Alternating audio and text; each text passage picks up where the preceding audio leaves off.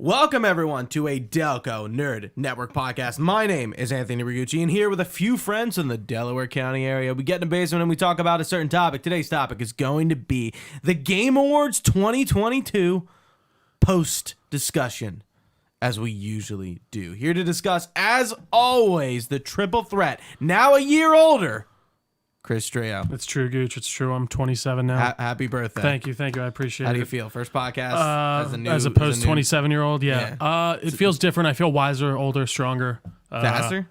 Not as faster. Maybe we shouldn't go quote Kanye. But yeah, not a great time. Let's take it back. At least as of recording, maybe in the future. But I'm doing great, Gooch. I'm ready to talk some Game Awards. I'm ready to talk about the Flute Man. I'm ready to talk about many another thing. Absolutely. So let's get into it. So we won't be doing our what's going on thing just because we've kind of just did like two podcasts in a row. We'll save it for January. We got a bit to go through too. So yeah. So we're gonna start with going through the winners and then comparing it to what our poll was in the prediction. So I mean, I guess if you haven't watched the predictions podcast, it might be kind of funny to go back and then look as the and check out what happened and how wrong we possibly were. Yep. Like with this first award, Best Adaptation, the winner, Arcane. We were both wrong about that, as well as our audience. We thought it was going to go to Cyberpunk Edgerunners. The other nominees were Cuphead Show, Sonic, and, of course, the seminal Uncharted. Arcane's a worthy successor to me. In the way of, I remember that being talked about a lot when it came out. Right, I think you even said it when we were going through it. Like, if anything's, it's between Cyberpunk and Arcane. Absolutely. No, a fair winner won. But I do think we were, of course, leaning towards Cyberpunk. Best anticipated game. We had Final Fantasy 16, Hogwarts Legacy, Resident Evil 4, Starfield, and, of course, The Legend of Zelda, Tears of the Kingdom, which won. I was pretty surprised. I was a little surprised, too. Because I think we're pretty far from that game. I don't think it's a 2023 title. I mean, did they say it was? I really don't know. I couldn't tell you. I know the last time they just named it, right? Didn't they? What is it called again? Yeah, what's the actual name? Tears of the Kingdom. Tears of the Kingdom. The last time we got like real news was that the title. I really don't know how long they've been developing that since Breath of the Wild, correct? You would assume anyways. It's got to be 2 years at least. Well, because it came out around Horizon, right? Zero Dawn, the first one. Right, Breath of the Wild 1. Mm-hmm. But I'm trying to think when that announcement trailer dropped, and I'm pretty sure it was 2020. Like I think it was like during COVID. Okay. Yeah, I mean, I'm excited. I know it made such a gigantic splash last time that I guess it makes sense to me.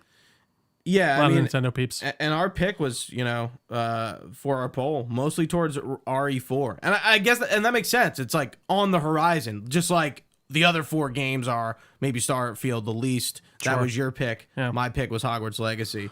But, that's like, not surprising. A not surprising award. Trio, before I get into the next awards, because we're just going to blitz through the esports awards, because we did not cover them. That sounds good. What did you think of the Game Awards this year? Jeff, you told me it was going to be 2.5 hours, and then you add on a half an hour pre-show, and then it goes a half hour longer, thanks to Mr. Christopher Judge. Overall, I think it was pretty good. I think it was the best one they've done in a while. I think it was pretty streamlined. They got through the awards I didn't really care about. There were some weird ads throughout, but we got some. There was like 2 or 3 ads that were like, okay, but like everything else kind of made sense. When I say weird, I don't mean that in like a harsh. It's just, they didn't matter. Overall, I think Jeff, he did a pretty good job this year. There were some pretty cool reveals. The one that I know Armored Core will talk about it is a huge deal. Oh yeah. For a lot of people. For me, I was kind of like and I was like, a little let down, but great stuff out of Jeff. I mean, of course, I always host a watch party every year. Trio coming back after 2 years of absence. Yeah. It was great to have him. He made some cookies. I did. They were great. We had some chili. It was great. It was. Yeah, but I thought the Game Awards this year was good. Yeah, I did too. I think it was like really nicely rounded. It was. And I think the way Jeff did the awards this year was interesting because I almost felt like the awards that actually got attention were too and far in between. Didn't you feel like that? It was funny. We just get an award here and there. Like, it was. And then he'd read 5 off in the middle of it. Which makes sense. Like, I'm pretty sure the esports awards were done in the pre-show, and I'm like, well, that makes sense. They should be done in the pre-show. Like, I'm like, I don't know. Like, I think an influencer was as well, like best influencer or something like that. Right, like we did, like Jeff did 5 in a row, and I'm like, this is how he's speeding up the awards. That makes sense. But then when Chris Judge decides to give an acceptance speech that's like 7 minutes long, and we're like, I mean, we'll talk about it, but like, dude, like I honestly think him and Al Pacino derailed the whole show. Oh, I think it took, and they could not get back no, there on was track. like, well, I think they took up 15 to 20 minutes of screen time.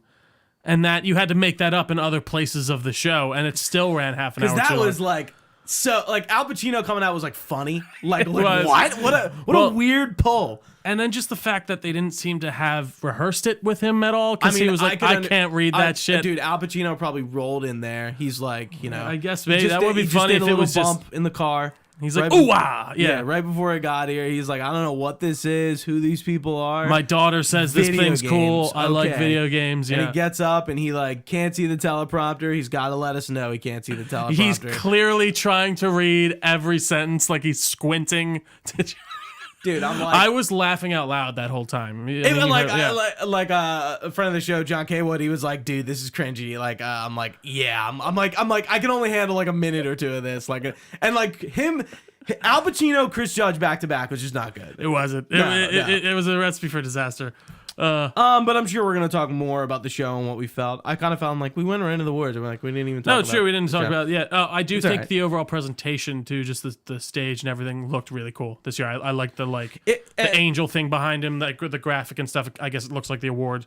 You're aware that's the same. It's at the same place over here. Oh, it is. I didn't know that. Yeah, that's a Microsoft Theater in Los Angeles. Yeah. Pretty interesting. I wonder. We really didn't see much from Microsoft. No, we didn't. I'm like, well, that was probably my biggest disappointment of the entire thing. But you know what's funny? The Sony stuff we got was not first party. No, I know. That's something to remember. We got Final Fantasy 16, but it's Square. They're not a first party company as of now. They just had just more of a presence. They did, and I would have liked to seen, I don't know, something from Xbox, but I digress. Best esports. Let's get into the next one. That was Loud, Valorant player. Best esports game. I think I said player. I meant team. Loud is a team. Best esports game, Valorant. Best esports event, 2022 League of Legends World Champions. Best esports coach, Bizak. BZKA. Bizka? Sure. Best esports athlete, Yay. Winner there. Ooh, Yay. Yay. Remember Cindy Gooden was like, Yay. Well, you know who else is Yay now? Kanye West. Yeah, he's the artist formerly known as Kanye. Second reference. Severance reference. Yeah. Dilly D's lets me know it's Bazooka. I would never have guessed that. I wouldn't have years, either. But I see where he's coming from. Yeah. Content creator of the year, Ludwig. Nebellion did not win. I know those were all of our omitted awards, which is kind of funny that they off the bat were out of them. But yeah, if Nibel would have won, I really think that would have caused like some sort of shitstorm. No, I think that they just put him on there just to be nice, to be honest. You think? Yeah, I genuinely think. I think they saw like the fan kind of like weird, like this kind of not weird thing. Just everyone was like, "Oh, that's sad," but it was like I think what's his name, Shinobi. Like there's these Twitter users who kind of all do the same thing. Well, they post it. Yeah, it's like but an they're easy not content creators. No, not necessarily. I think maybe Wario's a tiny bit more than Nebellion, but even still, I don't know. You need to find a way to make that Twitter audience something else if you're going to use it. But either way, best multiplayer game coming out of left field, but maybe not. Call of Duty Modern Warfare 2. Multiverses, Overwatch 2, the winner Splatoon 3, and Teenage Mutant Ninja Turtles, Shredder's Revenge. You said there was a cult around that game. It does. We did talk about We established that. And it's funny because like everything else on this list, maybe besides Call of Duty, is like pretty weak. Not that Shredder's Revenge is bad. Not that Multiverses is bad, but they're not the God of War Ragnarok of some of these categories. Well, when you go for multiplayer, you're not thinking like multiverse. And for our predictions, we were kind of all over this place with Shredder's Revenge kind of coming out on top with 30.8% of the vote. So Pretty even spread. But Splatoon was in second place with, or sorry, not Splatoon. Splatoon was in last place with 15.4. So, I don't know. Yeah, okay. You know, okay. Yeah. Okay. Okay. All right. Best sim and strategy game. The nominees are Dune, Spice Wars, The Spice. Oh. Our winner, Mario plus Rabbids, Sparks of Hope, makes sense. Total War, Warhammer 3, 2 Point Campus, and Victoria 3. Next up, wow, we all of our omitted ones, right? Like right together. Oh, yeah. Best sports and racing game. We have F1 22, FIFA 23, NBA 2K 23. Our winner, Gran Turismo 7, and Ollie Ollie World. I'm not sure what that is. I don't know either. think. I've heard of it. Is it like a skateboarding game? I don't know. I don't know. Good guess. Yeah. Best family game. Our winner, Kirby and the Forgotten Land. Legos, the rest of the nominees, Lego Star Wars Skywalker Saga. Mario plus Rabbids Sparks of Hope. Nintendo Switch Sports, and Splatoon 3. Skywalker Saga was robbed. Didn't we omit this? I don't think we did. No, I don't think we did. We talked about it. Yeah. No, we didn't. I'm looking for it. Because I remember we talked about Lego Star Wars and such. So we all, with 50% of the vote, Lego Star Wars was leading out. So we were wrong on that one. And I kind of get why Kirby wins. It's fucking Kirby, that psychopathic like monster Doug Bowser that will said, eat anything. Like he ate a car, and that's That's fun. That's what got them. Yeah. This far. Next up, we have Best Fighting Game, DNF Duel, JoJo's Bizarre Adventure, All-Star Battle R, The King of Fighters 15, Multiverses, which is our winner, and Sifu. Multiverse is good. I like to see that. And it's funny because I forget who. I think it might have been Chris mentioned last night, Chris Connor. Like, they kind of copied Smash. I'm like, yeah, that's true, but like they're the first to really successfully kind of do it. Look at PlayStation All Stars. Yeah, that's a Smash clone, and it doesn't work. And it's been tried to be remade so many times that like I will give them credit for doing it successfully. Right. I'd be surprised if somebody could like come up to me now and be like, "This is a good Smash clone," because usually when they come out, they aren't, and they just go away. Yeah. Yeah. And Multiverse is in like early access. It's not like they released the game and that was it. Like they're still updating it. They're putting in characters. No, absolutely. It seems to be. It's free to play. It's an off year for fighting games. Like next year we have Tekken and Street Fighter 6. Yep. So it's already going to be a pretty tight year with fighting games. And didn't who does Injustice and such? NetherRealm. They came out and were like, we're not ready to announce. Like, we're not going to be there, guys. Yeah. I kind of appreciate that almost of like to see me like we're not going to. There was a rumor flown. Was there that they were? And I think they announced MK11. At the Game Awards. That makes, I could see it next year, maybe, but who knows? I mean, they're knee deep in Injustice 3 right now, I would assume, unless they're doing like a completely different game. Again, we don't. Nah, do we know that? Was that in the NVIDIA leak? I think it was. I think Injustice 3 was. Good, then it's true. I'm fairly confident, yeah. And it's true. I'd just be surprised. What else are they doing? I guess they could do a new like IP, but I don't know. It would be a fighting game of some sort, I'd assume. But yeah, I don't think NetherRealm would make anything other than fighting games. Yeah, exactly. But yeah. Best RPG, of course, the winner, obviously. Maybe not. I don't know. I disagree. Elden Ring. Our other nominees were Live Alive, Pokemon Legends, Arceus, Triangle Strategy, and Xenoblade Chronicles 3. And of course, Elden Ring, in our predictions, beat it out 84.6% of the vote. All right. Like I said during our predictions podcast, I kind of like I don't consider like Elden Ring like RPG first in its genre. I consider it more of an action game, action adventure game. I don't know. It's an action adventure RPG. I think the RPG level is key. But you didn't say RPG first. Sure. But I would say that the RPG element is a key tenet in that game. But continue, please. Let's see what else we got. Next up, Best Action Adventure. A Plague Tale Requiem, God of War Ragnarok, Horizon Forbidden West, Stray, and Tunic, and of course, our winner, with 7 out of the 9 wins. The game that upset the Game Awards. Almost. I mean, it did. But besides the big whammy. God of War Ragnarok won that one, and of course, it had 84.6% of the vote as well from our. So Horizon was up for that too. Our predictions podcast. What? Horizon was also up for that. Yes, Horizon won nothing. I know. Plague Tale won nothing.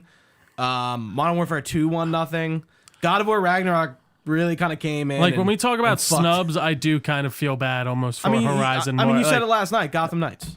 Yeah, I'm sorry. I apologize. That was the biggest, that was the biggest snub of the year. But aside from that criminal offense, I do feel a tad sad for the Horizon people and Plague Tale. They're a little bit more to prove themselves, but Now, I don't know, after Christopher Judge had to give his 7-minute speech, I was like, I would have much rather seen Charlotte McBurney, who plays Amicia Darun in A Plague Tale Requiem, go up there and do that. Get that award, because I think her speech would have been tighter and I think it would have been more impactful. Sure. But when he was up there on like minute 4, he thanks Sonny Soljic last. No, he's nominated too. You could tell he was just like almost baffled, like he didn't even know what to say. I'm like, I really don't think he expected to win this. Maybe he didn't. Yeah, I find that a little baffling. Well, maybe he thought like Sonny would take it away because he kind of is. Atreus is a lot more of a main. I mean, he's of course a main character. He's a lot more of a not up and comer, but a comer upper. I don't know. No, that's up and coming. No, he's a lot. His role in the first one is a lot different than it is in this one. It's Absolutely. a much grander, much more involved. Right. Yeah. Right. Like the character really grew. Takes from focus 1 to a bit 2. more. Yeah. Yeah. Absolutely. Yeah. Excuse my phone.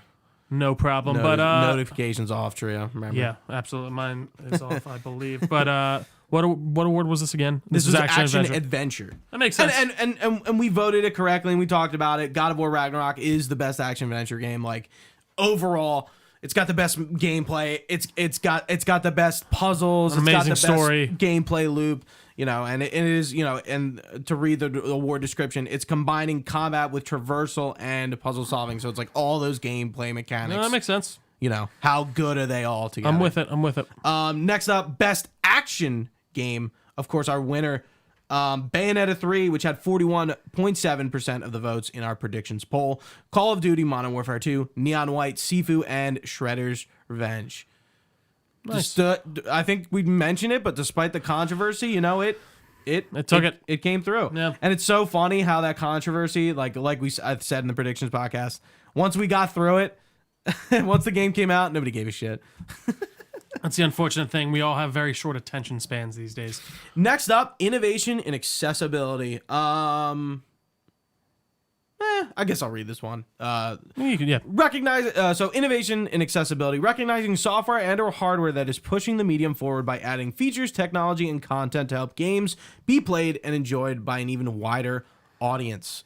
Our nominees: As Dusk Falls, God of War Ragnarok, Returnal, Return to Monkey Island, Last of Us Part 1, and The Quarry. And of course, God of War Ragnarok won this one. And I made a comment. I think it's abundantly clear that Sony is pushing, I don't say this, it kind of sounds negative, but I don't say it in a negative way. They're pushing their first party titles to reach that Last of Us Part 2 level of accessibility. For sure. They're setting a standard, and that's great. Oh, it is. Because, look, we have 2 Sony first parties in here. Absolutely.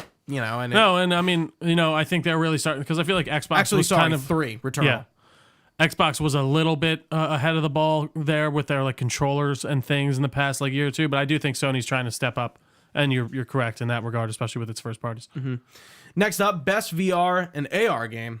After the Fall, Among Us VR, Bone Lab, Moss Book 2, and Red Matter 2.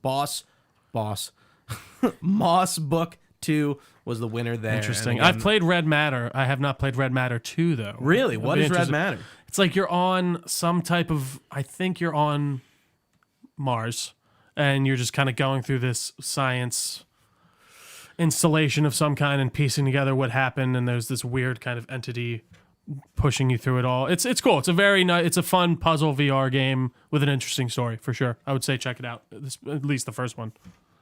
Best community support. Our nominees are Apex Legends, Destiny 2, Final Fantasy 14, Fortnite, and No Man's Sky. And we were wrong with this one. Final Fantasy 14 coming on top as the winner. Ooh. I was right.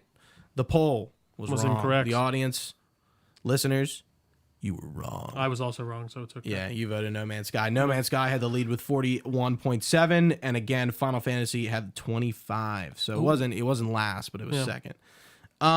Best mobile game. Our first award of the night in the pre-show. Best mobile game.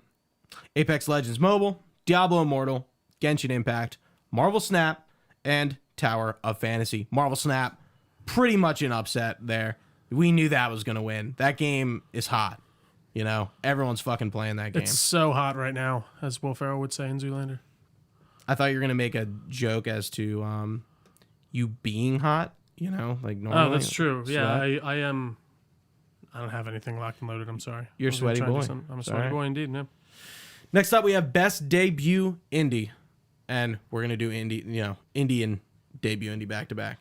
For debut indie, we have Neon White, Norco, Stray, Tunic, and Vampire Survivors. Of course, as we all predicted, Stray took it home for best debut best debut indie, as well as it took it home for best indie game.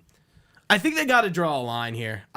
Or they just get rid of the second award. It just feels like a redundant award. I understand the debut indie category. I do. It's like, for new studios. Oh, okay. So that makes more sense. So, but again, PlayStation backing with this one. So it's their first game. Correct. And this was technically that studio's first game.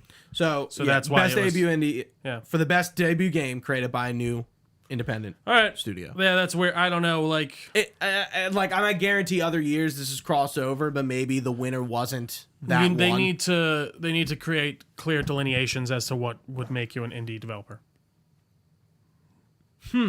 Like that's how they'd have to do it. I mean, yeah, you're backed by Sony. You're being published by Sony. No, you're not. You can be in best indie game, but you can't be in best debut indie. Well, but even no, maybe you can't be an indie game. Like what? Like that's the thing. Like how much? What is an indie game? That's what I mean. Like if you're being funded by a major corporation, like Pentiment. Pentiment is a really small game.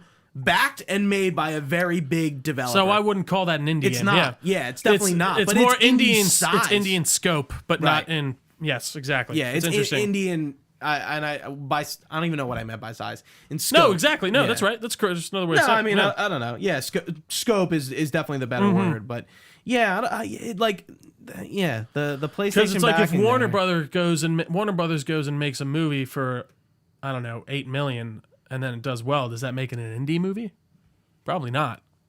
But still, interesting stuff. No. Yeah, no, exactly. That's what I mean. That's like an indie movie is like, some guy Joe Schmo Productions backed by Joe Schmo himself, by John Smith or Joe Schmo, yeah.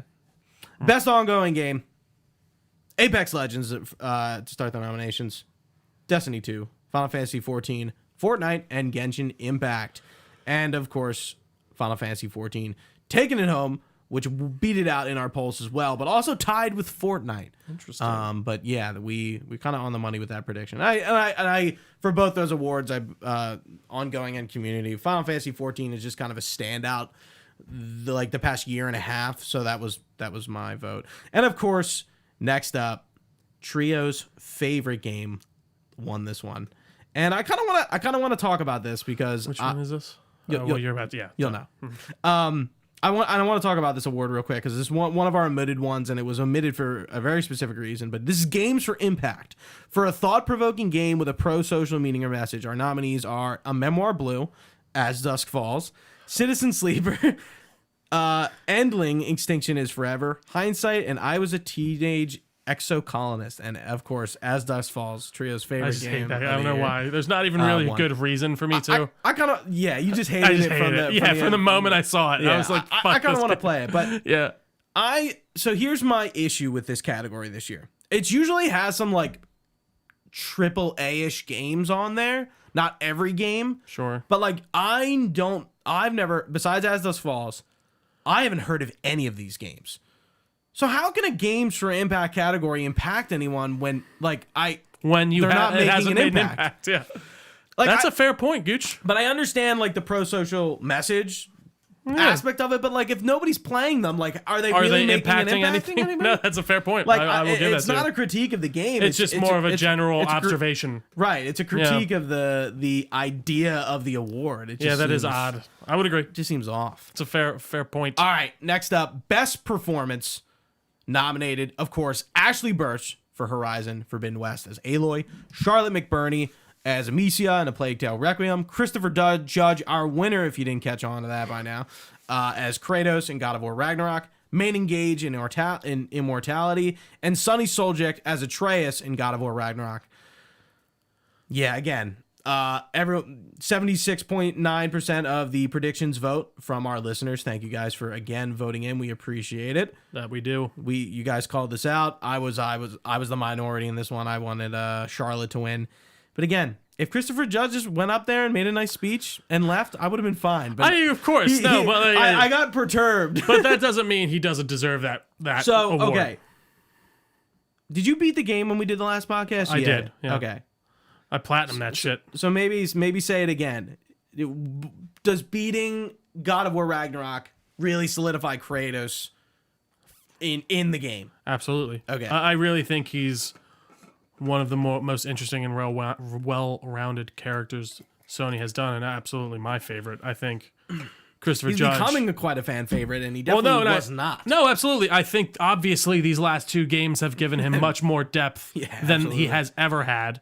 And, I think it's taken good advantage of those things from those original games, though, to give him meaning.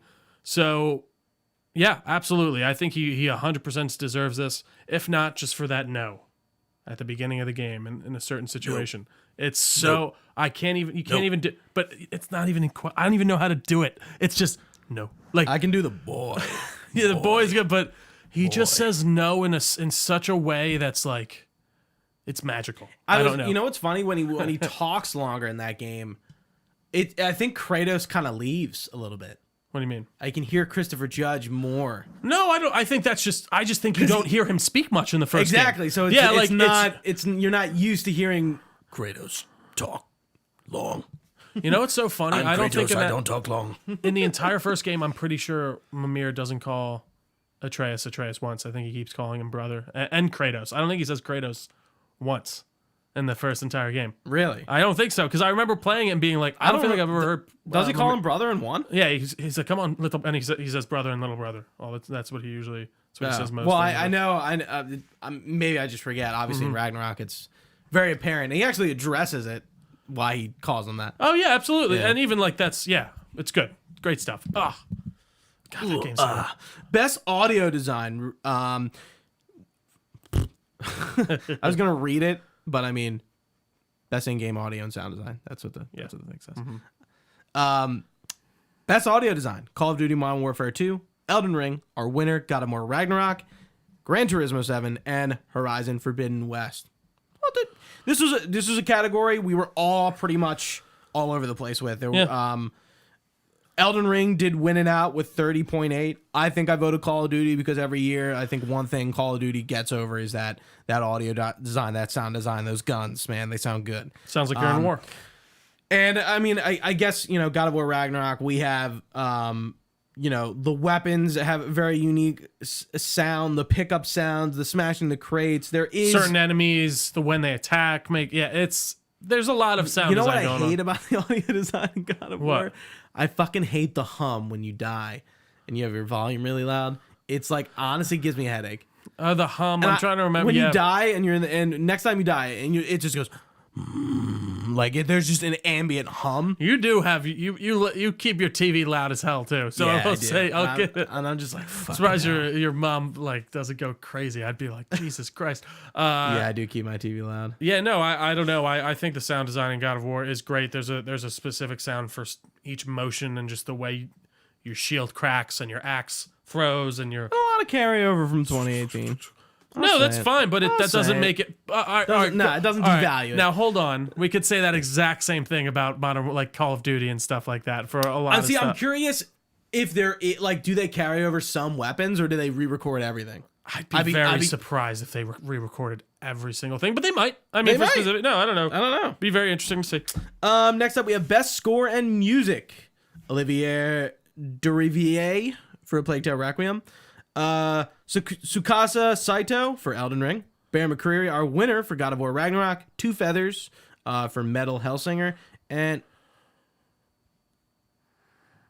there's, I don't know, Yasori Mitsuda for what? Oh, here, no, I have it over here. Xenoblade Chronicles 3. That's an IGN article error. Thanks, guys. Appreciate it. You fucked up the flow. Yeah, Bear McCreary won. Bear McCreary, for those who don't know, very acclaimed composer. regardless of the fact they did God I of feel War like the Ragnarok. first was he doing like other stuff before God of War? Yeah. Because I feel like that's the first thing I remember I really think seeing his that's name the on. first big video game he's done. But he does like a lot of shows and shit. Interessante. Like they all Okay. do. Like Lauren Balfe Yeah. does a lot. Like he does like all the CW stuff. Who's out there with his hurdy-gurdy, man? Come on. He was. Yeah. Was that a? I think it's a hurdy-gurdy. I'm pretty sure. What is that? Tim called that out. I'm pretty confident it's a hurdy-gurdy. Yeah. Next up, best art direction. Our nominees go as follows: Elden Ring, God of War Ragnarok, Horizon Forbidden West, Scorn, and Stray. Very upset to see Scorn not take their only nomination home. That would have been really cool for those devs. Only just because that game is, like we've said before, Art completely direction, the game. incarnate. Yeah. Right. But no, please go ahead. No, Elden Ring won that, and it did. Scorn won out in our polls. Elden Ring was second. So I think we're all kind of in the same headspace. I think we all kind of understood the the assignment there. And I will get Elden Ring has a lot of variety within it. I can give it absolutely. that. It like from what's the red area called? I can't remember off the top of my head already. Ohio, or Caelid, Camden. the Caelid Wilds. Caelid, and then you go to just the kind of more medieval setting that you start in. Then you go up to the north, and it's all yellow and kind of almost Roman inspired. It's very cool stuff. Sorry for slapping. Yeah, I think it's well deserved. Says you. Says me. Just kidding. Next up, last three. Best narrative. Our nominees goes as follows: A Plague Tale Requiem, Elden Ring, God of War Ragnarok, Horizon Forbidden West, and Immortality. Again, with 7 out of the 9 nominations last night. Thursday the 8th, if you're watching this next week. One day after my birthday. It wouldn't be last night. As well as Pearl Harbor Day. God of War Ragnarok. Best narrative. I'm not finished. It's good. I can't disagree. And of course I can't disagree with our audience. You just got to a pretty key part too. And I did love your I'm your at the reaction. end. I'm in the You're in it. I'm in it. Yeah. And yeah, of course our audience also agreed with the panel of judges who voted for this award. I don't know why I said that so strangely. With 64.3% of the vote, and of course I was a big tail on a big Plague Tale one for this. I'm like, I don't know, let's give it to Plague Tale. Elden Ring winning this would have been rogue as shit, but hey, weirder things have happened. Splatoon won best multiplayer game. Come on, Makes sense. Well, but I don't think that's. I think Elden Ring winning narrative is weirder than Splatoon winning multiplayer. Yeah, true. But still, I Trio, see the sentiment. you have beaten God of War Ragnarok. No spoilers, but does it It pays off for me. It really ties it up with a bow? Huh? I think it does. I think it does the characters justice that we've grown to love over the past 2 games. I commend them for doing it in 2 games, because I think you very easily could have puffed this out to 2 more games if you wanted to, but it felt like they had a story to tell, themes to put forth, and stories to finish off and just enjoy. But I can't sing its praises enough about the just overall story, and it left me feeling incredibly satisfied. Yeah, and I mean, I'm having a great time. I can't really disagree with anything that you said. It is really gripping. It's paced much differently than the first one. I agree. Narratively, it really is like a different beast than the first one. It's not the same at all. Where I could say Plague Tale and it's both Plague Tale games are pretty similar in their narrative structure. The second one just has a lot more meat and potatoes and just more on the plate to enjoy. Well, especially, and I do, without getting into too much of the review, because we'll get to a God of War Ragnarok review at some point. But it definitely does. It doesn't use the hub worlds in the same way. I don't the first one was much more focused in Midgard, right? In the Lake of the Nine, and the Lake of the Nine, and you went to a couple realms. This one, it doesn't feel like there's one main world, which I like. It really does feel like you got a lot to kind of play around with, and that's what I truly enjoyed about it. Real quick, Elden Ring, obviously, we've talked about Elden Ring. Its narrative isn't really traditionally told. It's kind of hard to put it with the rest of the group. But the story is cool. Like, the world is great. I mean, especially the world. Hello, George R. R. Martin fucking wrote it. So that has to mean something, and I think it does. But again, if this was any other game, we would be having kind of a different conversation about it. But it's a From Software game. The story I think is this also shows you gameplay is king. Gameplay is king. If you have a fun game to play that's somewhat compelling in the narrative department, you're in there. You're in there. People want to play. Yeah. But that's just me. And then Horizon Forbidden West. I would say the Forbidden West story is better than the sequel because I think it just goes to places that than the first one. You mean the sequel's better? Correct. Okay. Sorry. No, it's okay. Yeah, I just want to clarify. The sequel's better than the original in the story department. And then again, Immortality. Very odd game that just, got nominations, but like, who played that? I haven't even heard of it. I've never heard of it. It's so funny. Like, as many podcasts, I don't listen to a lot of gaming podcasts. Not a single person. Oh, well, I've never even heard of it before now. Right. That's what I'm saying. Yeah. We heard of it from talking about the Game Awards, and it's a Netflix game, and it's like, it's like a choose your adventure kind of thing. Is that on Game Pass? No, because it's on Netflix. It's on only Netflix? Like, I'm pretty sure. Okay. I don't know how that works. Interesting. Maybe because Xbox did put out a game recently that was a lot of live action stuff. It was on Game Pass. I can't remember what it is off the top of my head, but please continue. Okay. Sure. Last two. Best game direction. Our nominees: Elden Ring, God of War Ragnarok, Horizon Forbidden West, Immortality, and Stray. Our winner: Elden Ring. Won best game direction. And of course, our audience agreed with 57.1% of the vote. I gave this one to Stray to just spread the love because I think my argument was I think it's a pretty interesting achievement to make a game that was successful based around being a cat. It's certainly an interesting direction to take a game in. Exactly. Yeah. And of course, we've sung the praises of Elden Ring in the predictions. We'll do it again here. Elden Ring pierced the veil, pierced the zeitgeist with a genre that was started off being very niche and well loved, and now has become mainstream and well loved. No, I can't put it any better. What else is there to say? God of War Ragnarok. It's fun. Like, thinking about game direction. Outstanding creative vision and innovation in game direction and design. God of War isn't innovative in the way it... The first one was much more innovative. Right. It innovated that entire series, right. I will say. And same with Horizon. Not innovative about the way you go through it. I'm fine with God of War 1 or 2018 winning that game of the year and this one being overshadowed by Elden Ring. Or not even overshadowed, but it's well deserved. You're pulling trigger early. I'm talking about game direction. Oh, okay. Oh, well, I thought, yeah, continue. No. Yeah. And then Immortality was up again. Yeah. Don't have much to say there. Nope. Have anything else to say for Stray besides what I said? Not really. All right, Trio. We've arrived. Our last award of the night. The game of the year. Presented by Joseph Ferris, who announced It Takes Two merch, where you can pull the little elephant's ear off. And he said, what did he say again? One more time. Fuck the Oscars, right? Wasn't that his thing? Fuck the Oscars. Nice. He didn't pull any shit, and he was like, guys, I'm up here clean. I'm going to present this award for my buddy Jeff and Kojima. And his buddy, now my buddy, Kojima. And of course, Animal. Mm-hmm. Big Kojima fan. Big Kojima fan.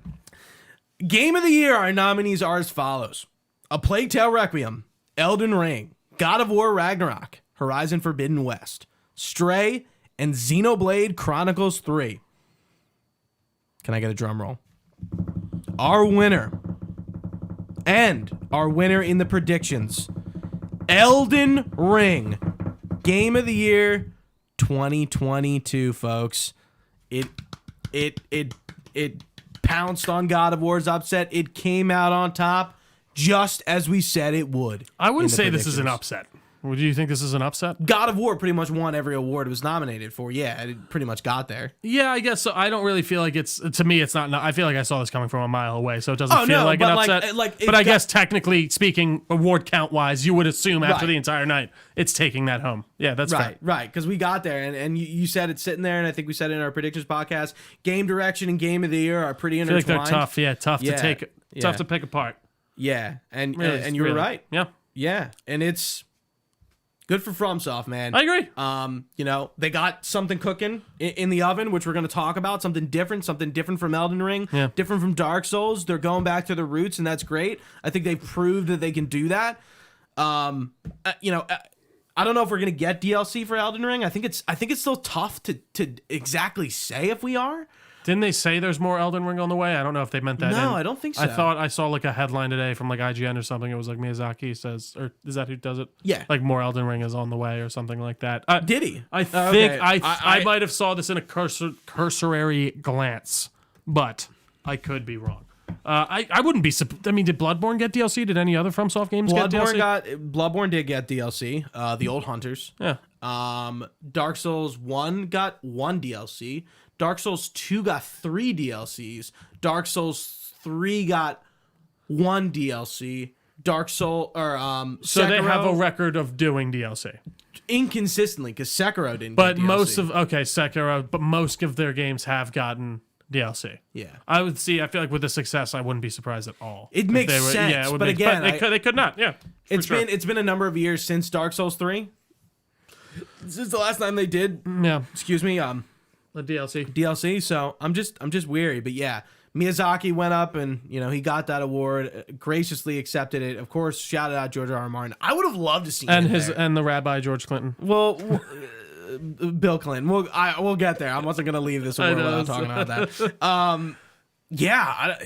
It's great. It's great. I think they totally deserved it. I didn't want to see anyone else up on that stage to get that award.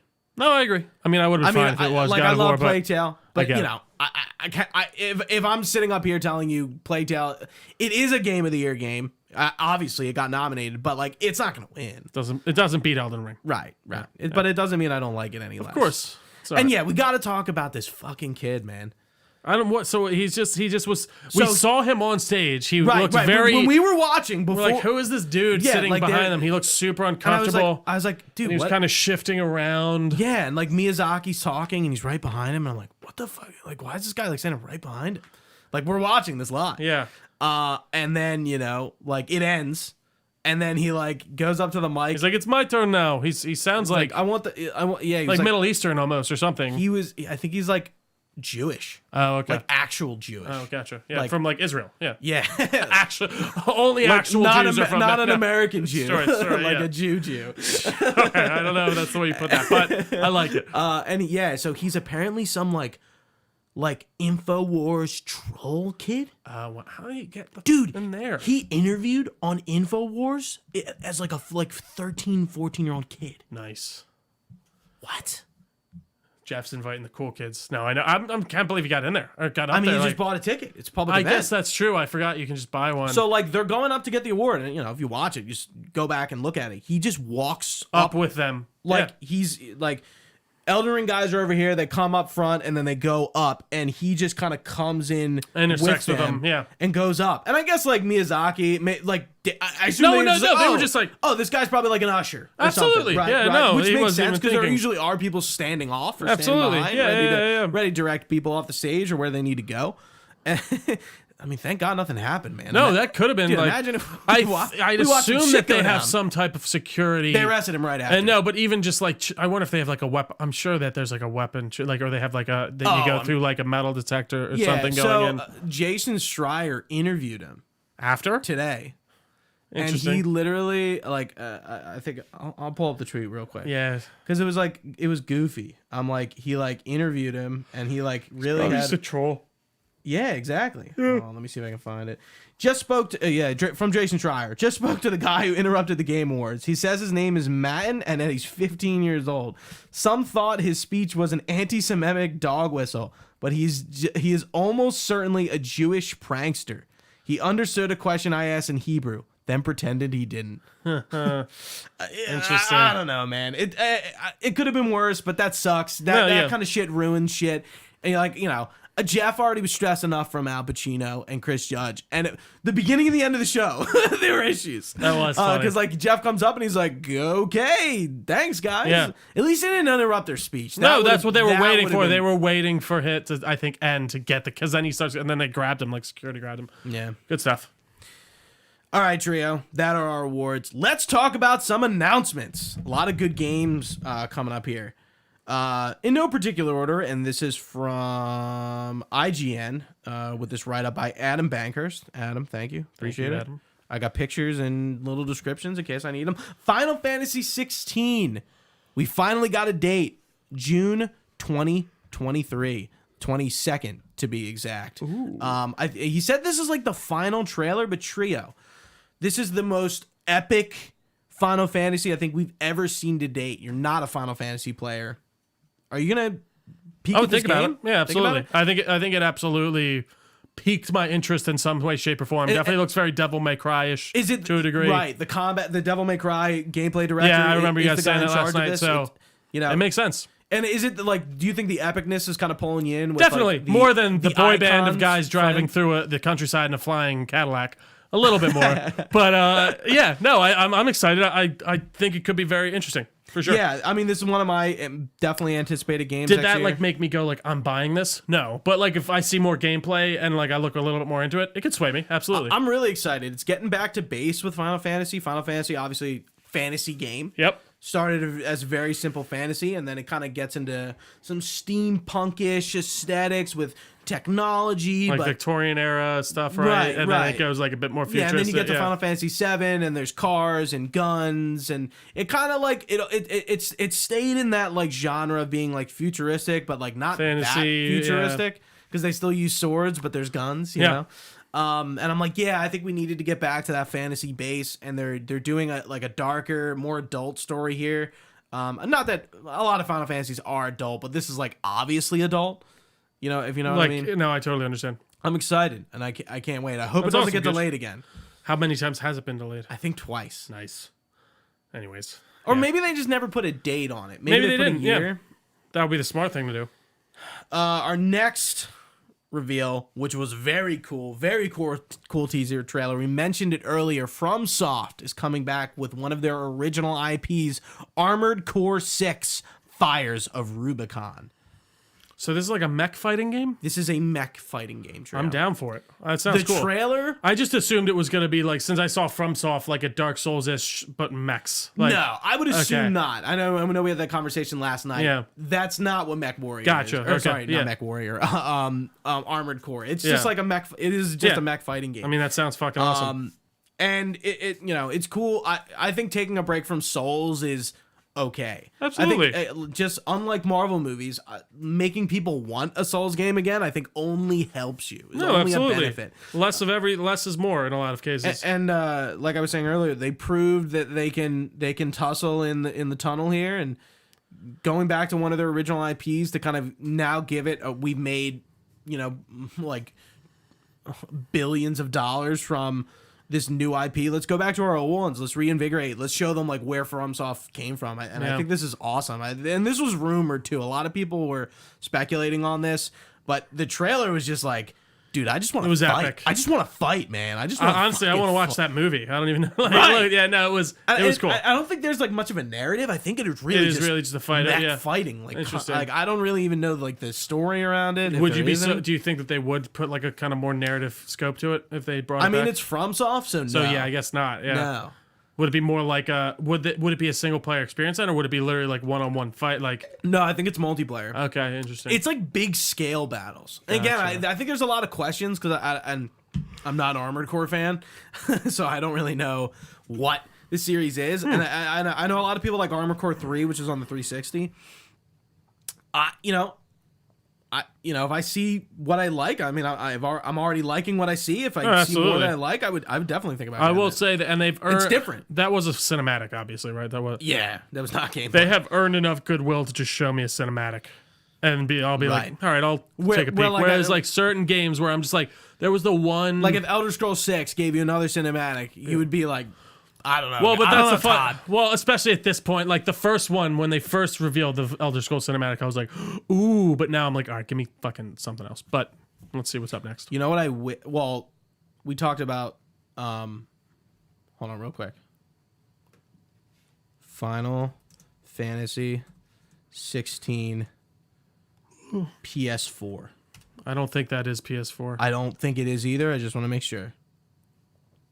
Yeah, it was incredibly nice. I mean, because you were calling astounding. it out, and I was thinking about it earlier. I'm like, when we talk about announcements, we should. A lot of these new games are completely next gen, or I guess current gen. I mean, obviously, Armor Core will be, but Yeah. Hold on, I'll confirm in a sec. All I know right. Final Fantasy 16 is a PlayStation exclusive. Well, can you just Google Final Fantasy 16?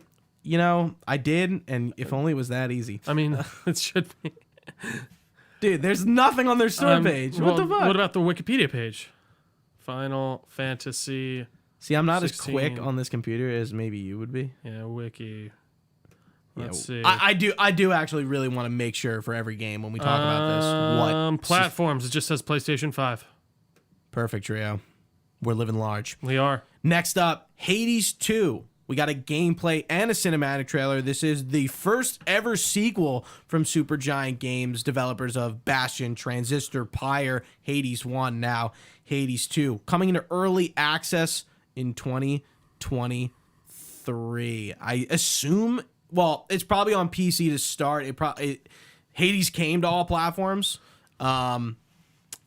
Trio. I want to play Hades. I really don't have anything to say. Like I will say Hades no, in general. No, don't really know much. What is it about? It's literally about like just it's like it's Greek gods. It's a roguelike. I was gonna say what? Yeah. Okay. Huh. What are you looking up? Can I charge you with looking up what games are on systems? Yeah, absolutely. I mean, I know certain ones for sure already off the top of my head. Right, but we'll tell. Yeah, well, as we're going, we'll look at. Yeah, Hades 2. That's. I would be surprised if that wasn't crossed. You know what's funny? Like another Hades 2 came up, and I'm like, that's not what I'm looking for. Okay, let's see. There's already a wiki page for it. It's been not even a 24 hours. Let's see. Platforms. Okay, right now PC only, but that. I wouldn't be surprised if that was cross-gen, to be honest. It's going to come to console. Yeah. Yeah. Well, no, I mean, like, as in even on old consoles. Like, I mean, that's not a really crazy looking. It's just a side scroller. Yeah, I'd be curious. But, this was the first one was a Game of the Year contender. Yeah. And from a studio that's never made a sequel, I think this is the game to do it. Absolutely. This has been in the back of my brain forever, but I want to play through all Supergiant's games again. I've never played Pyre. I've only played Bastion and Transistor. Gotcha. And then play Hades. Oh, they did those. That makes sense. Interesting. I said it You did earlier. say it. Well, you said. Oh, you did say it earlier. I remember you saying it last night. I'm talking quick. You're probably It's all right. Next up, Ken Levine's next game by his newer studio, BioShock. I mean, sorry. What was it called again? Judas. No, I know. I'm joking. It was Judas. Yeah. Yeah. So, I'm trying to. It's Ghostfire Studios. Yeah, Ghostfire Studios, exactly. I think you're spot on there. That is Adam next gen Bankhurst, only. I wish you had this in your write-up, brother. It's Ken Levine's new studio. It's Ghost. It's Ghost Story. Yeah, you can talk. but it looks to be set on some type of space station. I mean, it looks like BioShock, to be honest. And that's not to say that in a negative way, but you got like something equivalent to plasmids. You got your gun. The character, you got some sheriffs. You're playing as this blonde lady named Judas. Oh, is that her name? Yeah, that's her name. You can look up their website now, and Ghost it has like a Story. small Ghost Story. Ghost Story Studios, Ken Levine. Yeah, I don't know. I mean, I just got super heavy BioShock vibes. Right. This looks great. Yeah. And this is the description. A disintegrating starship, a desperate escape plan, the official press release shares. You are the mysterious and troubled Judas. Your only hope for survival is to make or break alliances with your worst enemies. Will you work together to fix what you broke, or will you leave it to burn? Ooh. So, Yeah, I mean, like we said it's like BioShock in space. Like, that's really what this game looks like. I think that's perfect. I think if you're a video game player and you hear that, you know exactly what you're getting into. This studio has kind of been floating around for years, though, so it's finally nice to see what they're doing. Well, this is the first one Ken Levine has made since Infinite, right? And we haven't, and there is a rumored BioShock game out there. I know. I'm fairly confident Conroy already broke that news. And, it's like set in Antarctica or something like that. Right, so it'd be interesting. What if this was just a BioShock game also? Like what? Like I know they probably wouldn't give that up, that IP. But like what if this was literally like just part of a BioShock universe? Like a secret BioShock? Yeah. Interesting. Good that theory. Would truly blow my mind. But I mean it just be. looks Why not? so much. Why not? It literally looks like just like BioShock. Obviously, right. Like We saw that like the picture of the two eating the cookies. That was so like, infinite. Just like very infinite with the art there. I mean, it was that was easy to see. For sure. Of course, next up, we're going to spend a little bit on this one. Of course, a little bit. I'm going to call it by its working title because we never saw Death Stranding 2 actually anywhere, just DS2. So Kojima announces the sequel to Death Stranding, working title, Death Stranding 2. Léa Seydoux is back. Troy Baker is back. Norman Reedus is back, joined by Ella Fanning and oh god. Her name's Sheilio. Fuck. I heard Jeff say her name, but I don't know how to, and I don't have her name in front of me, and I don't know how to spell it off the top of my head. But either way, new actor coming in. Yeah, there's some new roles. A little lesser known. I assume that's not so. I mean, even Léa Seydoux wasn't like she's more known now, but even since Bond, I wouldn't say she's like a mainstream actor. Right. Yeah. I wouldn't expect like everyone on the street to know who Léa Seydoux is. Fuck, man. I mean, obviously we knew this was coming. This is one of our predictions. Yeah. Not predictions. We knew he was going to be there. He fucking said it. Yeah. Dude, when I was watching that trailer, my mind was racing. I was like, I woke up like generally like euphoric this morning. The theme of the game, the tagline, should we have connected? Very opposite of Death Stranding, where it's all about connecting. So Kojima, we saw the trailer, and what it's funny, it's like the posters that he revealed actually weren't featured, or Elle Fanning and the other actress, the Japanese actress, weren't featured in the game in the trailer we saw. Yep. But he was teasing that. Yeah. The last poster was Léa Seydoux, and then we saw like an older Norman Reedus. So we know, and we're assuming Elle Fanning is playing Louise Strand, BB Lou. That makes sense. Yeah. Sam's adoptive daughter. So I guess there's time jumps. Sure. Because Sam's old. Yeah. And it's like, okay, is that time fall, or did he like? I just thought he age? died at the end of the last game. I guess he. No, he just walks out with BB, and that's the end. Nothing to go off of there. That game, when I finished it, I was like, I don't think we'll get a sequel, especially since Kojima's kind of been trying to escape Metal Gear Solid and being stuck into sequels. And I think a lot of people were like, yeah, like Death Stranding will be a one-off thing, and I was like, I'm totally fine with that. Yeah, absolutely. But yeah, we got some trippy ass shit with fucking. I mean, it's as Kojima as it can get. Yeah, Troy Baker is singing the BB song. Higgs is back. But it is supposed to be him, or is it supposed to be? I mean, it's Troy Baker. It's obviously Troy Baker, but like it's supposed to be the same character. That's the question. So I was looking at it, and like his design was cool. He has like this see-through red body with like the BB fluid in him or whatever, almost. Right. Yeah, he's got Ludens. No, give me Ludens. Give me the little Ludens. He's got the Ludens like shoulder look, like the like the space. That was already in it though, right? Weren't some other people like dressed in Ludens stuff in the last game? Yes. Yeah. I mean, Sam's like original, like his first like Porter outfit. I'm like holding this. I know. I can tell you're holding like a little baby. Like I'm holding a fucking baby here. Yeah. You should put Lou out front. Just put him out. Yeah, Lou. There you go. Yeah, you can stay out there. His light doesn't work though. Is that gonna block me? No, you're perfect. Okay. You should keep that in your bedroom. You wouldn't get some weird question. I don't know about that. But yeah, dude. Yeah, and he's got a fucking guitar now. Like a guitar, yeah. Like crazy shit. So like his hair is long, and the mask on his face looks like Amelie's face. Yeah. And he has her kipu. I'm like, is that Amelie's like head? Is he like?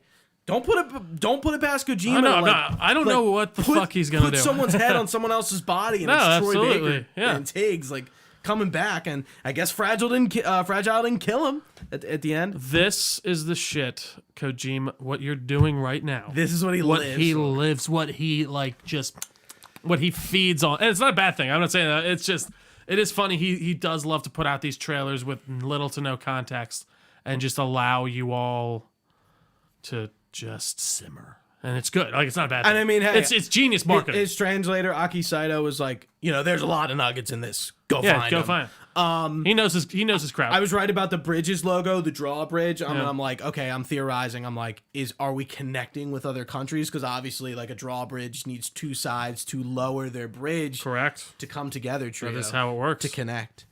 And I'm also thinking, should we have reconnected that scene where there's like this procession of everyone in red, some cult of worshiping Amelie? Is this another dimension, another world? Like we saw those those figures that we never got explained, the 5 floating guys that we saw since the beginning, never explained. I think that has something to do with it here. He did leave enough to be really kind of just expounded upon. There's a lot of ambiguousness. I mean, and that's what he's good with. So, yeah, man, he made a FedEx simulator work for me in a lot of ways. So my question to you is, are you excited for I'm definitely DS2? Of Death course, I'm Stranding not 2, like whatever it's excited gonna be as called. you for sure. But, I mean, yeah, I think Kojima is a true auteur of the gaming industry. I think he's up there even with... I would put Cory Barlog and that team up there, too. I would put... With Ken Levine, Todd Howard. Todd Howard. I think Kojima's above all those guys. Yeah, I know because you he's do. been around longer, too. I disagree wholeheartedly. He's got the years on well, these no, guys. he has the year, but I don't like. I just don't connect with his things as much as you do. But you know what I mean? But sure, I mean, factually. age. Well, not even factually, just age-wise, you could say he's been around longer. But I think they are all on the same level of respect for me, 100%.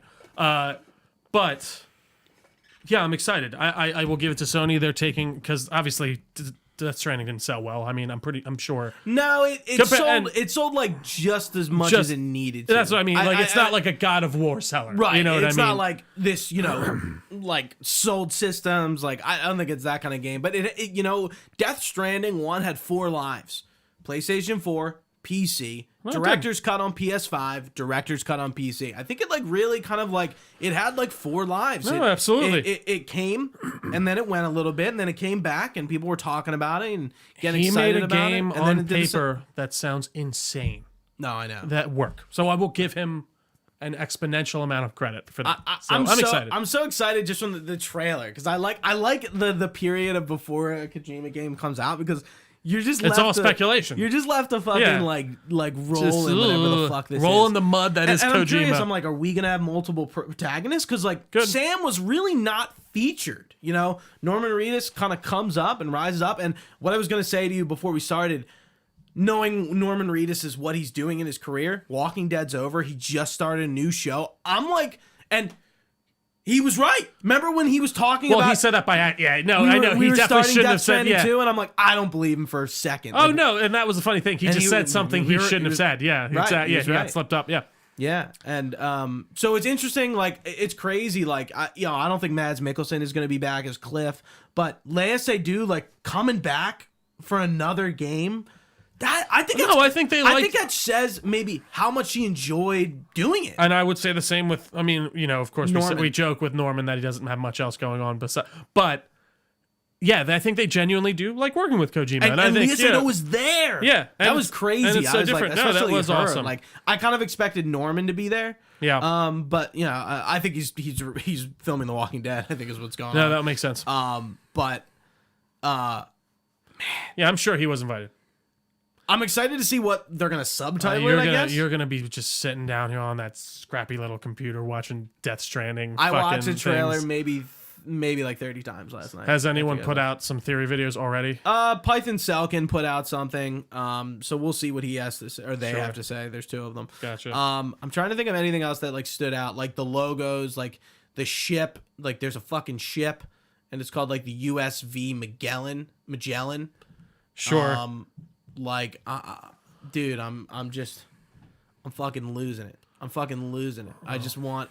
But you know what? It makes Dude, me you were upset. as happy as a pig rolling shit. It makes me upset because the theme is so negative. I don't want to see a dark Kojima arc. I don't want to see that. This could be the Empire Strikes Back of the Death Stranding trilogy. I really like MGS5 is a dark game. Death Stranding is exact opposite. He was in a different point in his life, but like he rewrote this in pandemic. He had this game mapped out from the beginning, and he's like, nah, this doesn't work anymore. And he was radio silent like in the beginning of the pandemic. So no, for sure. Well, he was working hard on the new thing. Well, sure. I don't believe him, but sure. Oh, really? I don't know. You don't think so? I feel like that's a very easy thing to say. Listen, he has no reason to lie, and I do believe him. But I thought the funny thing was I'm like, shut up. I didn't want to predict anything again. Like Yeah. I thought he was. No, being that was funny. a funny thing. And, No, like, yeah, and I appreciate how they came out on stage, and it's not just like, wow, that was cool, Kojima.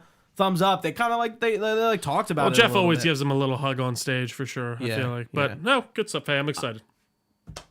Gooch, I'm sure you're livid. I'm just excited to see like what the game's gonna be called, and the fact that DS2 is like a working title. It's really cool. I don't know, mysterious. Even though we obviously know I hate it. Just tell me the name. He has a name, but see, that's the stuff that maybe they're gonna. Maybe it's not gonna be 2, and maybe it's gonna be a subtitle. I love Kojima, but that stuff's very pointed. He's doing that to drum up more. I'm sure. I mean, he dude, has when he released The Phantom Pain, it was just called The Phantom Pain. Well, that's true, MGS but wasn't that was attached because to it was supposed to be a misdirect. That was the whole point of that, right? Yeah, right, like that but- was it. So I don't know. But it's like, nah, just. I think he likes. He's like, nah, No, just Death yeah. Stranding too. No, I think he loves he loves, and I don't think this is bad, and I think he's earned the right to. He likes to bask in the mystery a little bit, and I think he likes. He knows people eat that shit. That's up. what I'm saying. So, and hey, that's fine. I'll give him credit. Moving on, we saw our first gameplay / cinematic trailer for Cyberpunk 2077: The Phantom Liberty DLC pack, starring Idris Elba as Solomon Reed. Great pickup. So we're gonna have Keanu and Idris. I don't know if they're gonna be together. Well, I'm sure probably Johnny not. will be with you, and he's just in your head as usual. So, are you excited to hop back into Cyberpunk? Yeah, I I'm am ready. too, man. I'm ready. I was saying last night, I'm like after Edge Runners, and I know the game's fixed, and I'm excited to jump back in that world. And you know what my New Year's resolution is? I played in my video game New Year's resolution. Sure. So when I was playing Skyrim, I was like, you know what, man? I keep playing RPGs in a very. I need to be like jack of all trades. I don't want to be. I FOMO. I want to try to like do everything. I need to focus on a path, a tree, a theme for a character build, and just go with it. Stick with it. Yeah. And go with it harder. Because I think it like in Cyberpunk, like I feel like being a net runner or being the dude with the gorilla arms. Or No, whatever. for sure. Like, I it just kind of pays off. The one I feel like first time around I was definitely a net runner, sneaky guy. Like I would never get caught. But my newest playthrough, I was definitely more head on. I got my guns up a lot more. Yeah. No, I think a lot of modern day RPGs are made with the intent to kind of allow you to deviate even a bit later in the game to make you feel like you're not pigeonholed. And I think that's good and bad. Even I feel like Todd Howard talks about it when he did his interview with Great interview. Lex Friedman. Definitely check that one out. Please watch it. So yeah, it's interesting. Even like it was funny. He was talking about a lot of the reason, like when we were talking about classes and stuff on our Bethesda, like what you can learn from Skyrim episode. I feel like he even like addressed a lot of the things that we even were like talking about in that episode. Obviously, because he watched it. But no, it's so funny how I think insightful that last Skyrim playthrough was to really help me realize like what Bethesda's doing wrong and how like what is aged well and what was colored by nostalgia. But going back to the Cyberpunk of it, this is a 2023. We know it is next gen only, obviously. And it's a paid thing. I'm excited, man. I couldn't be no, happy. I think it's funny. I thought they had promised all like this major DLC would be free. I can't wait to go get. They did not. The Edge Runner stuff. Yeah, absolutely. Too. They did not. I'm curious to see how much this is going to cost. I would really hope that this kind of capitalizes on that first kind of act of the game that truly gives you a lot of decision making and choices to choose from. Like that whole the beginning of that game when you're going through the market and you really kind of have when you're going to meet those like the cyber dudes, I can't remember the Maelstrom people to get the chip. Yeah, that first mission before Johnny. There's a lot of freedom in how you can kind of approach that mission only. Yeah. And I want to see more of that throughout this DLC, and I'm hopeful that they're going to. Because, I mean, it's there in... You know what I love about The Witcher? Those decisions are much more subtle that really affect how your game ends, and it's not really telegraphed as much as, like, this is going to affect your outcome, and I really kind of hope they bring that back to Cyberpunk. But and I know that they do have multiple endings within Cyberpunk, the original story DLC, but great stuff. I can't wait. Next up, of course, we knew this was coming. One of our predictions, Star Wars Jedi Survivor, releasing exclusively on PlayStation 5, Xbox Series X, and PC. March 17th, 2023. We jump back into the boots of Jedi Survivor Cal. Jedi Knight. Cal Kestis and Survivor. He is the survivor, but the titular survivor. Well, actually, I don't think he is the titular survivor. I think the other person guy in the pod is the titular. So do we know who that is? We have nothing. I was like, Ian didn't really seem to chime in with any Star Wars nuggets while we were watching. From what I've seen on the descriptions, they're in the outer reaches, like as far on the edge of space as you can get, and they find this guy. So I think it's going to be really kind of detached, or as detached from like the main goings on as it can, so we can actually get a story that doesn't. We don't know the outcome of already because we know how Star Wars is going. The combat looks totally rehauled. It looks totally rehauled. So I watched that trailer a few more times. So you have 3 combinations. You do have you have the double lightsaber still with because he throws it at one point. There's one part and where he rips it off, and then there's another part, and it looks like now you can actually have 2 separate lightsabers. You could do that in the first one, but that was only like really a special move. You couldn't just. It seems like you can actually use that as a fighting style now, and then you have a crossguard, like a claymore almost type looking. A la Kylo Ren. And I'm really happy to see that because I don't think we got enough of that lightsaber style because they clearly, Well, it's definitely it's a High Republic style is the idea, and I know is that what it is? Where'd you see that? Well, within so in the High Republic books, that's where they show it. It's more ornamental for them, whereas Kylo Ren's his was more vents like for the excess. Like kyber crystal energy, and that's because it wasn't a stable crystal that he was using. BB has to sleep. BB does have to sleep. But dude, I know the first game has some issues, but overall I absolutely adore that game. I think it's an amazing first outing for a series. They gave themselves a hell of a foundation to build upon, and I think we saw that in the trailer. I'm so excited. Yeah, I love seeing Cal as like more of a grown man too. Yeah, I said he looked hot like 3 times. Like, he looks hot, man. He's hot. Look at that beard. Yeah, and he came out on stage. He looked good. In the entire... I like that whole thing. Yeah, and even the little spin he gave, it was great. Yeah. Cameron Monaghan definitely enjoying the role. Clearly excited to play it. But Trio, is it going to hit our March 17th date? The cynic in me says no. Right, it's hard to be confident about. But I feel like they've been so quiet on it at this point, and they did have such a fantastic base from that first game. It's possible, but I'm not hedging my bets on it. I'm hopeful. Help me, Obi-Wan Kenobi. You are my only hope. Next up, we have Diablo IV, another cinematic trailer. This game's arriving in June 2023 on the 6th. To be exact, we did get some gameplay earlier from IGN earlier this week as the date of recording, but I don't know. I think this game looks cool. It's been getting some good reactions. I keep seeing. I thought from like at least from gameplay, like from previews and stuff. I haven't heard much. I didn't watch the gameplay preview. I think I need to. I want to like this game.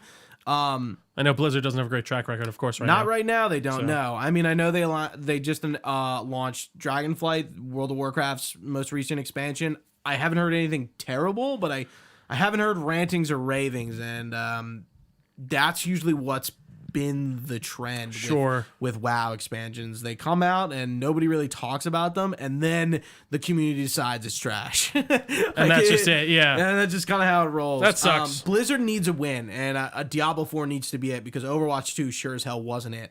Yeah, I think I just need to see more, and I hope it's not like Diablo 3, where in 2012, a buddy from high school was like, Gooch, don't get Diablo 3, and I was like, Okay. And then I played Diablo 3, platinumed on PlayStation 4, and I realized why you told me not to get it. And you want to kill yourself by the end. Yeah.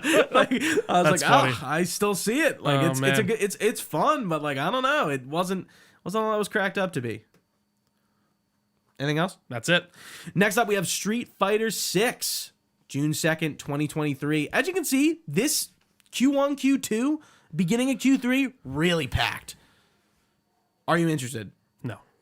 What were you just thumbs up? I'm just saying cool. Like, I'm like, yeah, that's Yeah, great. Yeah. I think I'm sure fighters love it. if you've been watching the podcast a while, I think me and Trio are like casual fighting fans. We love Injustice. We both play MK and maybe Marvel versus Capcom in our past. I was a big For Honor guy, if you consider that a fighting game for a while, but yeah, but we're not our genre. We're not the fighting guys. You don't want to come here for that opinion. No, we're not.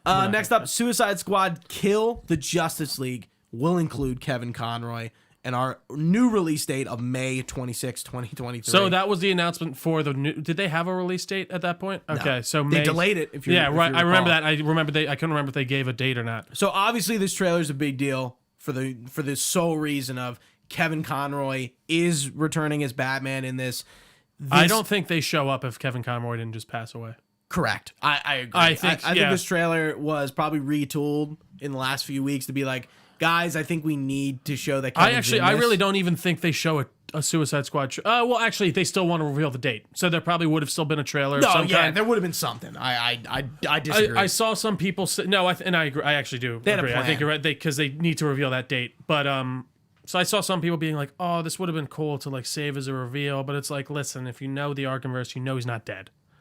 Also, you know he's most likely going to show up. I think it's nice to just give that kind of little ode to him right now and just be like, yeah, he's in it. I don't think it's like I liked it a lot. And dude, that game looks just looks. I like that trailer. It looks great. Captain Boomerang cut Flash's finger off. That was funny. I liked Flash's look too. But yeah, so this is Kevin Conroy's, you can definitely say, final video game appearance as Batman. And really the question we were asking last night is, okay, like what else did Kevin Conroy do before he... I still think we'll see a few more things trickle out. But yeah, I agree. I'm just curious as to what. Next up, Trio. The Super Mario Brothers movie clip. Did that do anything for you? I've kind of already been... Nintendo's confusing me. Stop showing... So we were both correct. We were both correct and incorrect. Chris Connor pitched, a friend of the show, that we were going to see Mario movie trailer, and we saw a clip of it. He predicted it would be at the Game Awards, which it was, but that it would be a trailer, which we got. But that was you predicted that they would do their own weird direct, which they did. Yeah, a few days earlier. So yeah, no, I was sold on this from the first time I saw it. I mean, I know everyone's like, I need to hear Chris Pratt talk more. Sure, that's like really everyone's what I was getting on Chris Pratt, but then like Charlie Day's just being Charlie Day, and that's fine. Like I don't know. I think it's gonna be a fine movie. I love Illumination. They do a great job. I think it looks like just purely looks-wise amazing. It looks fantastic, and I mean, we're gonna go see it. Yeah, I think we're probably gonna review this one. I think we will. Yeah, because I know, like for Sonic, we haven't seen that, or we didn't review that. No, this might actually someday be a fun like rewind review, but that would be way off. I'm gonna skim right by this one. Tekken 8 got a trailer. Cool. I think I have less to say about Tekken than I do Street Fighter. Same. Horizon Forbidden West, the Burning Shores DLC exclusive to PlayStation 5 coming in April. Trio loves to see the exclusive. I do. I don't mind playing a little more Horizon. Are you going to get a Horizon now that you have a PS5? At some point, yeah, I do. I was been looking for it on sale, and they really aren't budging. I haven't really seen much on. I think there probably will be a sale as a sale wise, but yeah, no, absolutely. I mean, I just picked up Sifu, so that's where I'm spending my time with. And the Outer Worlds, it's season pass, so that's been fun. We got a Crash Team Rumble, new Crash game, 4v4 multiplayer coming in 2023. Warhammer 40k Space Marine 2 gameplay, which we have seen before. This is also exclusive Series X, PS5, PC 2023. I'm just skipping past some stuff that I know we don't have much to say about. Trio, you definitely called this one. Hellboy is getting a stylish new video game adaptation, and this is coming to Xbox One, Switch, PC, PS4, PS5 So I know you're not happy about very that. But I know. it's Yeah, Hellboy well, in the comic style. I was going to say, it's very much that Magnola style. It looks like it could be really cool. And that apparently, I saw someone post the side-by-side. That whole thing is straight out of a comic book. Like, Yeah, and I love how it kind of gave us the quick, it's a 2D side scroller. JK, it's like it's a full-on 3D third person game. Yeah. Action game. I don't know if I'm going to get it. I'm not like a Hellboy fan per se. I'd be curious. It doesn't look like it's going to be a $60 full-price game, just based off of that little thing we've got. I don't know. Or 70. Or 70, yeah, you're right. I don't know, though. I'm excited, for sure. Looks cool. Now, this was a weird intro, but kind of pulled it all together in the end. I think you know where I'm going. Yeah. Crime Boss Rockay City announced with a cast including Michael Madsen, Chuck Norris, Danny Glover, Kim Basinger, Danny Trejo, and Vanilla Ice. It is a criminal underworld game in a fictitious version of Florida in the 1990s. Looks fun. Michael looks like a Rooker lot of as fun. well. Yeah. Yeah, this game, I think it's going to speak to GTA fans. I think it's going to speak to us 90s kids. It looks fun. Looks fun. Yeah. Yeah. It looks like a 90s movie made into, like a 90s action flick made into a video game. We got The Lords of the Fallen. We got some more gameplay for that Souls-like sequel to 2016's Lords of the Fallen. Last of Us 2 got a PC release date as well as Returnal. Skip it through. Baldur's Gate got a release window after spending 2 years in early access. We got a really dope trailer, and this game is supposedly going to release in August 2023. I hope they hit this because, again, it's been in early access for 2 years. So that being said, I think it gives you a scope of where you're going to release the game. Yeah. So that's a date I'm confident in. I would agree. And I think this is coming to everything, I would imagine. Forspoken Demo is on the PSN network. Downloading that this weekend. Yeah, haven't done it yet. I think I'll play it. I'm gonna see where your people say. Gameplay, it looks insane. It looks so It's cool. the writing. Even It's the aesthetic. writing. Yeah, I just think it could look like it could be something cool. But I'm gonna control this with my freaking mind. What? You're telling me? Wait, Where am I? He shoots lightning now. Ugh. Continue. Bad guys. Give me a break. Transformers Reactivate. Which Trio, we were watching it and we're like, what the fuck is this? And he's like, Transformers. War for Cybertron. And Transformers comes out. It was like the strengest moment. It really was. I don't know. That was It hilarious. looked cool. It does. It's I gotta apparently admit, like a 1 to 4 player kind of action online game. action game coming to PC and consoles will tell a new Transformers story and let players fully immerse themselves in a universe like never before. Interesting. We really haven't had Transformers games do what they're saying here, so No, it could if it's like it sounds like almost Gotham Knights idea-ish, like where you're playing as 4 different Transformers. Yeah. We have a new IP from Focus Entertainment, the folks behind publishing Plague Tale, Greedfall, and a few other games. A lot of other games. Banishers, Ghosts of Eden. This was the trailer with the Ghost Girl. Star pair of ghost hunters. Banishers taking place in 1695 in a haunted wilds of North America, and follows these two who are romantically involved as they work to stop a threat of lingering ghosts and protect the living. Interesting. Looks cool to me. I really enjoyed that trailer. Again, I've become big fan of Focus Entertainment. I think they got a lot of cool games under their belt. I'm skipping through some things, Trio. I'm skipping through some things. Still. Do you have anything to say about this Valiant Heart sequel coming to mobile? Not coming really. home? That's a game I've always heard. That's been on my Yeah. list for a long time. Heard good things. Oops. I think we're hitting the end here. Just want to make sure we're at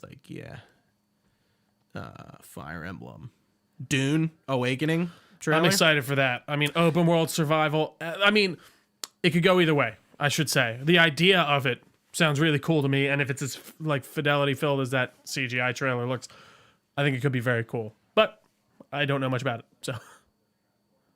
And last, to give my opinion, I'm not really interested. I'm a very mono MMO player. I don't dabble in a lot of MMOs. I play Guild Wars 2, and that's where I stay. That's the thing. It depends on what kind of. really needs to grab me by the balls, and like lick them. You know, I really need to be. Would you have fucking considered Red Dead engaged. Online an MMO, or like what's like? I guess not, because it's Red Dead Online. That wouldn't be an MMO, of course, But it was- right? it's But like it's somewhat It's like in Destiny, that, right? It's like this hybrid kind of MMO multiplayer game. Yeah. And last, excuse me, but certainly maybe not least, we got Horizon Call of the Mountain gameplay trailer, one of our only PSVR 2 exclusives. Trio, did this make you want to get PSVR 2? Made me pre-order it right away. Even though you have the Meta Quest 1. Yeah, I have the Quest 2. Quest 2, okay. Yes. No, not at all. Listen, PlayStation. I get that the PSVR is a premium product. You know, you're gonna get it if you feel like you're financially ready, but you need to give me some incentive here. $550 is not the price point for that, because when it's almost as expensive as your system, Listen, I just don't get it. I can't argue with someone on the specs and what's in it, because apparently that's a pretty good price for what you're getting within that actual unit. Right. But I need some software reasoning to get it. Like and games that are being ported from a fucking old game, VR system you already have. and why a is lot that an of incentive? Quest games will probably show up on there that are already on other VR. Like that's fine, but you need they needed like 2 or 3 big ones, right, to make me feel like I want. Horizon Call of the Mountain Could be a big one, one of yeah, those for sure, games. yeah. But you can't just have one. You needed a Half-Life Alex Right. something like I to agree. that degree. That's a good call. Genuinely, like a full AAA worth $70 game. Trio, before we depart, I have one more question for you, and you kind Let's of hear already it. answered it, but I wanted to hear if you had anything else to say. What do you want to tell Jeff Keighley for next year's Game Awards? What do you want to see different besides the timing? You I did know, mention yeah. it earlier, but feel free. Yeah. I might clip this, so feel free to say What it do I again. want to see more of? I don't know. I really think this was a very well-rounded show. It didn't drag too much, for all my complaints about timing, as I usually do. I don't know. I think that he has a really tight show. I think he has a lot of fun announcements.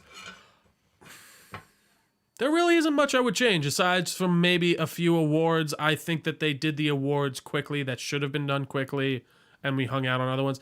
It definitely, like we said, we kind of forgot it was an award show, I feel like, a few different times. So maybe that's it. Maybe make it feel a bit more award showy. And that was my kind of I think that leans into my feedback for you, Jeff. I feel like I think what you're doing with the awards and kind of speeding through some of them is the right idea. I think you're going in the right direction. But for some reason, I feel like I got kind of lost, and I was like, oh yeah, this is an award show. I think we haven't had like too many, I think we had less than 10 awards on stage. Yeah, like big maybe ones, yeah. I'm wrong here, Jeff, but I don't feel like there were enough awards given the stage time. Sure. And I understand blitzing through those esports awards. I get it. I'm not the audience for that, and I understand that. Same with content creator. But then action adventure, I was like, yeah, maybe we could have had that on stage. But again, I understand what you were doing, bundling like 5 awards together and kind of getting through them to condense the show up a little bit more. You debuted a lot of great stuff. There were a lot of really cool new games. Obviously, you work hard to get those scoops and those exclusives and to present them to us and show them to us.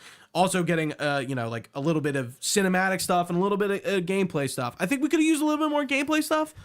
I would have loved to see Hellblade here. I'm curious where that game is at this point. There's a few different, like, I just am so blown away that we didn't see one single Microsoft game.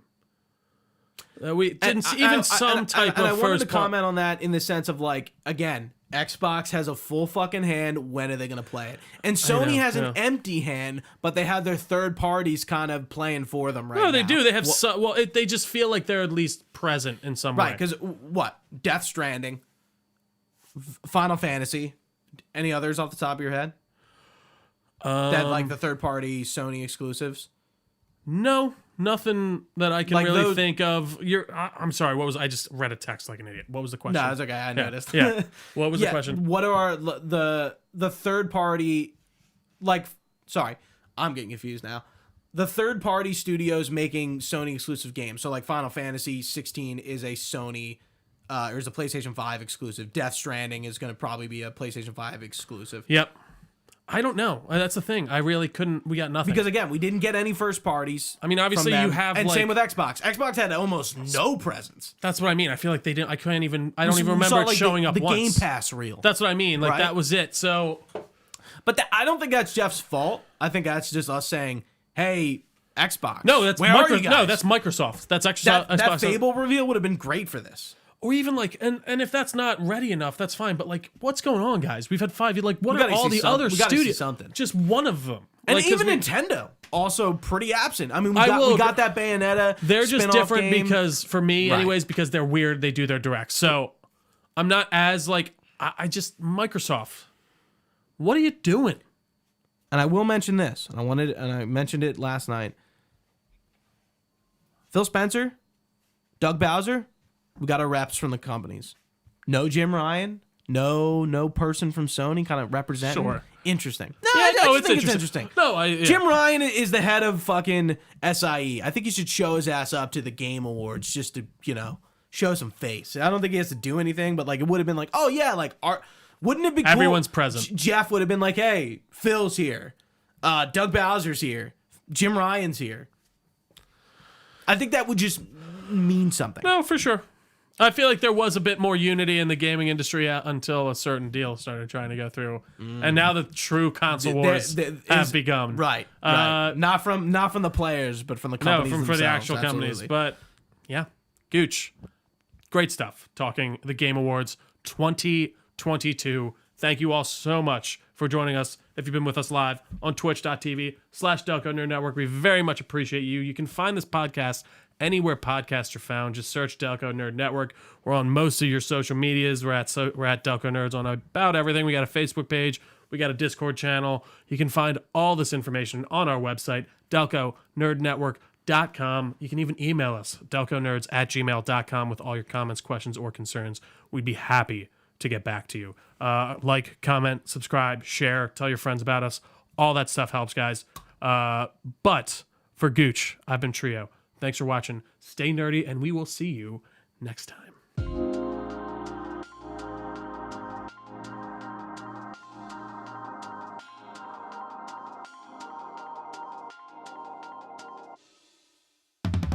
Right.